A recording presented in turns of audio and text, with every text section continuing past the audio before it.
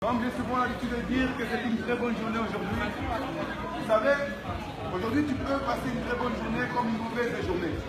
Parce que pendant ce temps-ci, il y a des êtres humains qui passent une mauvaise journée et les autres personnes qui passent aussi une très bonne journée.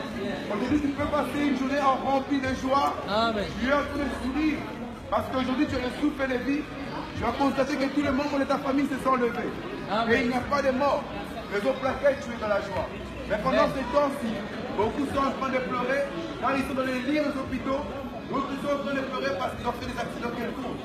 D'autres sont en train de pleurer parce qu'ils ont perdu un membre de leur famille. Mais beaucoup d'autres sont heureux, ils sont dans la joie comme vous et moi aujourd'hui. Mais j'aimerais vous dire que cette joie est passagère. Parce qu'on peut être dans la joie à 12 h du matin et à 16 h nous sommes tristes. On peut être de la joie à cette heure-ci précise et à minuit tu peux être triste. Ta joie elle est passagère. Mais je vais partager une joie qui n'est pas passagère. Une joie qui demeure à jamais. Une joie qui amène la paix dans ton âme et dans mon âme. Et cette joie s'appelle le nom de Jésus-Christ de Nazareth. Et j'aimerais te présenter cet homme. Cet homme qui est capable de changer ta vie. Cet homme qui est capable de changer les membres de ta famille. La personne dans laquelle tu te passes de mauvais moments. La personne dans laquelle tu crois que sa vie ne tourne pas en rond. J'aimerais te dire que si tu lui présentes Jésus-Christ, Jésus est capable de pouvoir changer sa vie. Jésus a changé ma vie, raison pour laquelle je témoigne son nom aujourd'hui. Et j'aimerais vous dire, mes frères et sœurs, que les écritures dans lesquelles je tiens entre mes mains, je témoigne que dans les derniers temps, dans les derniers moments, dans le livre de l'Apocalypse chapitre 9, la Bible déclare qu'il y aura une étoile qui descendra du ciel. Et cette étoile-là, ce sera un homme qui descendra du ciel. Et entre ses mains se trouvera les clés de la Bible. Il va ouvrir la Bible, le fruit de la Bible. La Bible démontre qu'il y aura une fumée qui va sortir de la Bible. Et cette fumée-là sera les scorpions qui ont la capacité, non de toucher la terre, non de toucher l'herbe sur cette terre, mais de toucher les hommes. La Bible démontre que les scorpions là vont venir tourmenter les hommes qui n'ont pas les sceaux de Dieu sur leur front. Aujourd'hui, mon frère, ma soeur, j'aimerais te demander une chose, que le jour de ta mort, tu ne sais pas où tu partiras. La manière dans laquelle tu vis, tu ne sais pas quand est-ce que le dernier temps viendra. Mais j'aimerais te dire qu'il y aura un temps qui viendra où les gens viendront te perturber. Le témoignage que tu as aujourd'hui ne sera pas le témoignage de demain. Dieu veut changer ton histoire aujourd'hui. Car un jour viendra, ce sera un jour malheureux. Un jour viendra dans lequel tu chercheras la grâce de Dieu, mais tu ne trouveras pas la grâce de Dieu. Un jour viendra dans lequel tu chercheras la prière, mais Dieu ne manifestera pas sa grâce. Parce que ce sera le jour de la fin, le jour de la lamentation. Et aujourd'hui, Dieu veut toucher ton cœur. Aujourd'hui, Dieu te demande que tu puisses l'ouvrir ton cœur. Car il est à la porte de ton cœur et il frappe. Il frappe à la porte de ton cœur. Mais toi, tu as endurci ton cœur. Tu as mis Dieu de côté. Tu as mis l'amour de côté. Mais tu cours derrière l'alcool. Tu cours derrière le boîte de nuit. Tu cours derrière les femmes et les hommes. Mais tu mets Dieu de côté. Alors que l'Éternel préserve ta vie. Alors que l'Éternel prend soin de toi. Alors que si tu es en bonne santé aujourd'hui, c'est par sa grâce, c'est par son amour. Tu ne sais pas le nombre de fois que tu as failli risquer la mort. Tu ne sais pas le nombre de fois que l'ennemi a voulu ôter ta vie. Mais par la grâce de Dieu, Dieu t'a protégé. Par la grâce de Dieu, Dieu t'a gardé. Et voici la manière que tu veux le rendre culte. La manière que tu veux lui dire merci. Tu vas aller dans le boîte de nuit. Tu vas aller coucher gauche à droite. Je te masturber gauche et à droite. Mais alors que Dieu t'a créé à son image. Et aujourd'hui, j'aimerais te dire que la Bible témoigne que mes brebis entendent ma voix. Et ils reconnaissent ma voix. Ils viennent vers moi. Et si tu es appelé l'enfant de Dieu, entends la parole du Seigneur. Que cette parole puisse pénétrer ton cœur. Parce que la Bible déclare que si tu entends la parole de Dieu, n'endurcis pas ton cœur. N'endurcis pas ton cœur. Car Dieu veut toucher ton cœur. Dieu veut changer ton cœur. Et j'aimerais te le présenter aujourd'hui seulement. Tu es rempli de haine. Tu es rempli de colère. Lorsqu'on t'insulte, tu réponds.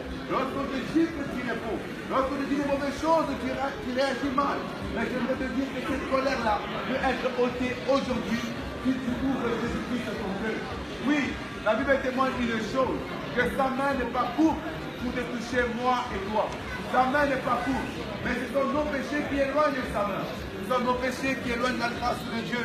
Mais si seulement aujourd'hui tu te dépouilles, si aujourd'hui tu te répands, tu changes de caractère, tu changes de manière de vivre, tu changes ta façon d'être, Dieu est capable de changer ta vie. Dieu est capable de visiter ta famille. Il est capable de restaurer ta vie, de restaurer ton mariage, de restaurer ton travail, de restaurer toutes les choses que tu as pu faire. Parce que la Bible nous dit qu'il est le rémunérateur de tous ceux qui les cherchent.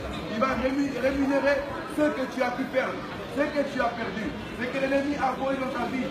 Jésus-Christ est capable de te rendre cela. Mais j'aimerais te dire, le message le plus important, c'est de le recevoir comme Seigneur et Sauveur. Le message le plus important, c'est de savoir qu'un jour, toi et moi, nous finirons par mourir. Le message le plus important, c'est de dire, lorsque la mort nous viendra, lorsque la mort nous frappera, où irons-nous? Où serons-nous? Qu'est-ce qui se passera si la mort te frappe aujourd'hui?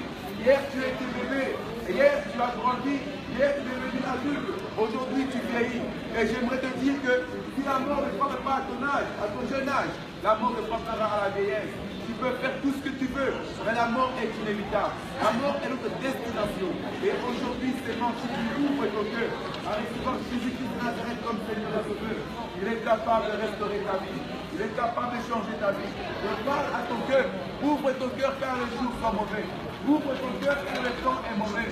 Ouvre ton cœur car l'ennemi est en train de t'aveugler. Ouvre ton cœur parce que le Seigneur veut changer ta vie.